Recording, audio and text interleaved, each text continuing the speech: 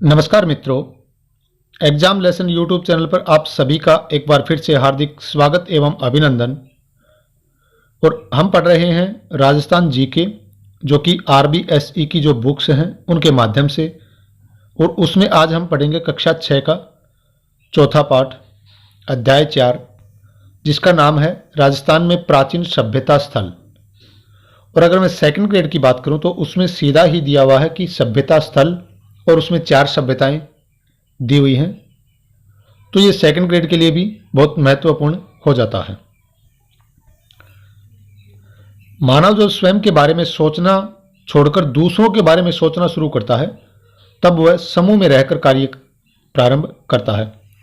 देखिए, जब स्वयं के बारे में सोचकर, अगर स्वयं के बारे में सोचता है तो एक पशु तुल्य जीवन होता है। लेकिन जब स्वयं के अतिरिक्त अन्य के बारे में सोच करके भी अगर जीवन बिताता है तो उसको क्या होता है कि समूह की भी जरूरतें होती है। इसी से सभ्यता की शुरुआत होती है। तो इसी तरह से क्या होती है, एक सभ्यता की शुरुआत होती है कि समूह बना करके रहने लगता है। राजस्थान में भी ऐसी कई सभ्यता और संस्कृतियों के स्थल मरुस्थल और अरावली में नदियों के किनारे मिट्टी में दबे पड़े हैं। तो जो राजस्थान है उसमें भी ऐसे बहुत से सभ्यता या सभ्यता स्थल हैं जो कि क्या है, रेगिस्तान में और नदियों के किनारे बसे हुए पाए जाते हैं। जिस काल का लिखित इतिहास उपलब्ध नहीं होता है उसके बारे में उत्खनन से प्राप्त सामग्री के आधार पर ही जाना जा सकता है। अब उत्खनन से प्राप्त हुए प्राचीनतम साक्ष्यों में आवास स्थल, लकड़ी, अनाज, हड्डी और पत्थरों के अस्त्र शस्त्र और उपकरण प्रमुख हैं। देखिए, जब हम बात करें, जब कोई लिखित इतिहास उस समय का नहीं है तो ये हम क्या करते हैं, पुरातत्ववेत्ता क्या करते हैं, खुदाई करते हैं। और उस खुदाई से जो चीज़ें प्राप्त होती हैं उसी के आधार पर हम इतिहास लिखते हैं। तो जैसे कोई आवास स्थल मिलता है, लकड़ियाँ मिली हैं, अनाज मिला है, हड्डियाँ मिली हैं, पत्थरों के अस्त्र शस्त्र मिले हैं, उपकरण मिले हैं, उसी के आधार पर, उसी खोज के आधार पर वैज्ञानिक हमें बताते हैं। चूंकि प्राप्त उपकरणों में पत्थर के उपकरणों की संख्या अत्यधिक है, अतः प्रारंभिक युग को प्रस्तर युग कहा गया। तो जो प्रारंभिक युग है उसको क्या कहा गया, प्रस्तर युग, क्योंकि उस समय चीजें पत्थर की ज्यादा मिलती थी। इसी कारण इसको प्रस्तर युग कहा गया। प्रस्तर युग में मानव अपनी आवश्यकता पूर्ति के लिए जानवरों का शिकार करता था अथवा जंगलों में कंद मूल एकत्र कर अपना पेट भरता था। अतः उसने कुल्हाड़ी, गंडासा, छुरा जैसे उपकरण बनाए। अब प्रारंभ में क्या करता है मनुष्य, अपना पेट भरने के लिए कंदमूल, कोई शिकार करता है। अब उसने धीरे धीरे शिकार करता है तो क्या हुआ कि कुछ पत्थर के औजार बनाने शुरू किए, नुकीले औजार, कुल्हाड़ी टाइप में, लेकिन वो पत्थर के बनाए प्रारंभिक युग में। और राजस्थान में भी क्या होता है कि जो प्रस्तर युग के उपकरण मुख्यतः कहाँ मिलते हैं, बनास, गंभीरी, बेड़च और चंबल नदियों की घाटियों और शैलाश्रयों में बहुतायत में मिले हैं। जो राजस्थान में क्या है, बनास, गंभीरी, बेड़च और चंबल नदी की जो घाटियां हैं उस समय प्रस्तर युग के उपकरण जो है वो बहुतायत मात्रा में मिले हैं। अब ये प्रस्तर युग क्या है कि प्रस्तर युग के बाद ताम्र कांस्य काल तथा उसके पश्चात लौह युग के अवशेष प्राप्त होते हैं। देखिए, प्रस्तर युग की बात करें तो उसमें औजार पत्थर के थे। उसके बाद ताम्र कांस्य यानी तांबे और कांसे का प्रयोग हुआ और उसके बाद जो वो लोहे का प्रयोग किया गया। तो पत्थर के स्थान पर उसने धातु के उपकरण बनाने प्रारंभ कर दिए थे मनुष्य ने। शुरुआत में पत्थर के औजार थे, पत्थर के उपकरण थे और उसके बाद धातु के बनाने शुरू कर दिए थे। धातुओं में भी सर्वप्रथम तांबे का प्रयोग हुआ। देखिए, ये इंपॉर्टेंट है कि धातुओं में सर्वप्रथम किसका प्रयोग हुआ, तांबे का। और राजस्थान में ताम्र सभ्यता के अवशेष जो है वो कालीबंगा, गणेश्वर और आहड़ आदि क्षेत्रों से प्राप्त हुए हैं। अगर राजस्थान में तांबे के उपकरणों की बात करें तो वो कालीबंगा, गणेश्वर और आहड़ जो सभ्यता स्थल हैं वहां से प्राप्त हुए हैं। ये कालीबंगा हनुमानगढ़ में, गणेश्वर सीकर और आहट जो है वो उदयपुर में।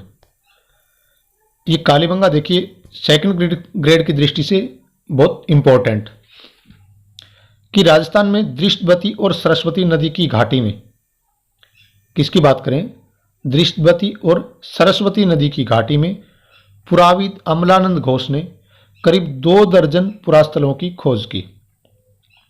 तो खोजकर्ता इसके कौन है, अमलानंद घोष। किस नदी, दृष्टवती और सरस्वती नदियों के किनारे, वर्तमान नाम घग्गर। हनुमानगढ़ जिले में ये सभ्यता है। घग्गर नदी के किनारे स्थित कालीबंगा प्रमुख है। बाद में सर्वप्रथम खोज की थी अमलानंद घोष ने। बाद में बीबी लाल और बी के थापड़ के निर्देशन में यहां पर क्या हुआ, उत्खनन कार्य हुआ था, यहां पर खुदाई हुई थी। अब खुदाई में यहां पर क्या मिलता है कि सिंधु सरस्वती सभ्यता काल का एक नगर मिला है। किस काल का, सिंधु सरस्वती सभ्यता, उस काल का एक नगर यहां पर मिला। उसमें क्या था कि मकानों में ईंटों का प्रयोग यहां पर किया गया था। तो जो मकान है उसमें ईंटों का यहां पर प्रयोग किया गया था। मकानों में 4-5 बड़े तथा कुछ छोटे कमरे होते थे। ये खुदाई से हमें प्राप्त हुआ है कि जो मकान होते थे उसमें कुछ बड़े कमरे भी होते थे, छोटे भी मिले हैं। और गंदे पानी के निकास के लिए यहां लकड़ी व ईंटों की नालियां बनी हुई थी।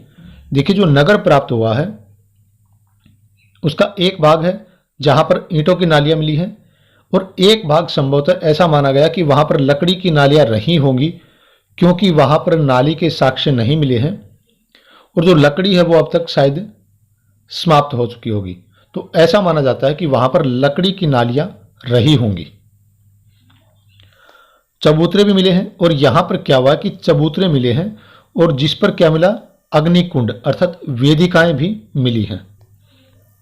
और इस अग्निकुंड में जो है वो एक हिरण की अस्थियां भी मिली हैं। तो ऐसा माना जाता था कि यहां पर बलि प्रथा भी रही होगी। तो जो अग्निकुंड वेदिकाएं बने हुए हैं संभवतः यह धार्मिक कार्यों हेतु प्रयुक्त होते थे।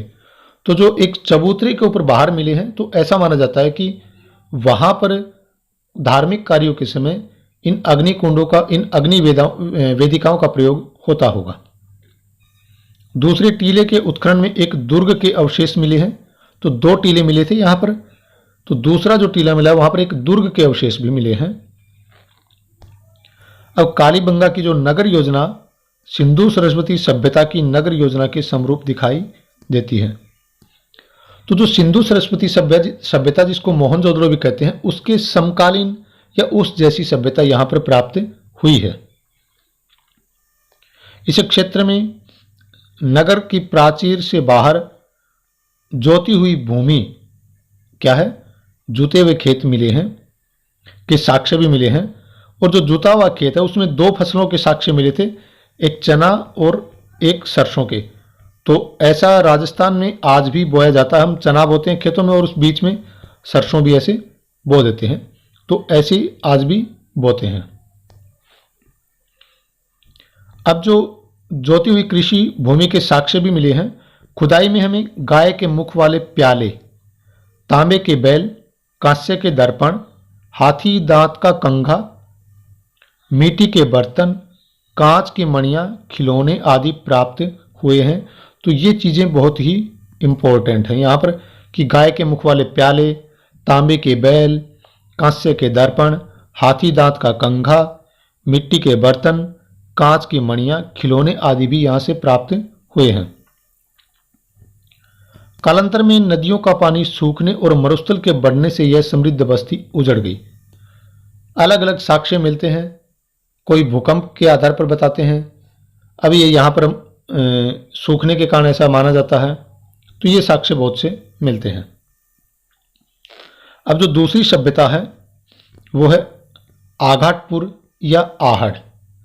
ये क्या है कि उदयपुर के पूर्व में आहड़ यानी बेड़च नदी के किनारे पर 2 टीले दिखाई देते हैं। बेड़च नदी जो है उसी के किनारे आहड़ सभ्यता दिखाई देती है, जिसको स्थानीय लोग क्या कहते हैं, धूलकोट भी कहते हैं। तो धूलकोट किसका स्थानीय नाम है, आहड़ का, या आघाटपुर इसको कह सकते हैं। और यह बस्ती पहले ताम्रवती नाम से जानी जाती थी। तो देखिए, हम क्या करते हैं, जब ताम्रवती सभ्यता के बारे में पूछा जाता है तो हम गणेश्वर का नाम लेते हैं, लेकिन ये ध्यान रखना है कि जो ताम्रवती सभ्यता जो है, ताम्रवती के नाम से जो जानी जाती थी, वो कौन सी थी? आहड़ या आघाटपुर। ऐसा प्रतीत होता है कि तांबे के औजारों के निर्माण का केंद्र होने से यह नाम पड़ा हो। तो ऐसा प्रतीत होता है कि जैसे ताम्रवती नाम है तो यहाँ पर तांबे के जो है वो औजार बहुत ज़्यादा मात्रा में होते होंगे और इस कारण इसको ताम्रवती नगरी कहा जाता है। तो ये इंपॉर्टेंट है, ताम्रवती नगरी कौन सी है? ये आहड़। 10वीं 11वीं शताब्दी में इसे आघाटपुर के नाम से भी जाना जाने लगा। अब यहाँ से क्या प्राप्त होता है कि यहाँ से प्राप्त मकानों की दीवारें पत्थरों एवं मिट्टी से बनी हुई हैं। यहाँ जो मकान है उसकी दीवारें किससे बनी हैं? वो पत्थरों से बनी हैं और मिट्टी से बनी हुई हैं, जिनकी छत बांस और केलू से बनी हुई है। केलू ये छत बनाने के लिए, छत को ढकने के लिए जो घास फूस का प्रयोग करते हैं, तो छत यहाँ पर केलू से बनी हुई मिली है। बड़े कमरों के बीच में बांस की पर्दी पर मिट्टी चढ़ाकर छोटे छोटे कमरों यानी ओबरों, हम बोलते हैं राजस्थानी में ओबरों, में विभाजित किया जाता था। मकानों में 4 से 6 चूल्हे, ये बहुत इंपॉर्टेंट है, जो संयुक्त परिवार या सामूहिक भोजन विधि के साक्ष्य हैं। 4 से 6 चूल्हे मिले हैं ये आहड़ सभ्यता से। ये यहाँ चावल भी मिला है, यहाँ पर भट्टी नुमा चूल्हा भी मिला है। इससे यह माना जाता है कि यहाँ तांबा पिघलाया जाता था। आहड़वासी बर्तन बनाने की कला में दक्ष थे। यहाँ मिले लाल भूरे मृद भांड, क्या है? लाल भूरे मृद भांड हाथ की सफाई तथा अलंकरण की दृष्टि से उत्कृष्ट थे। तो यहाँ जो लाल और भूरे मृद भांड मिले हैं तो वो हाथ से बनाए जाते थे उस समय। तो यहाँ की जो अलंकरण है, ये जो कला है वो बहुत उत्कृष्ट थी।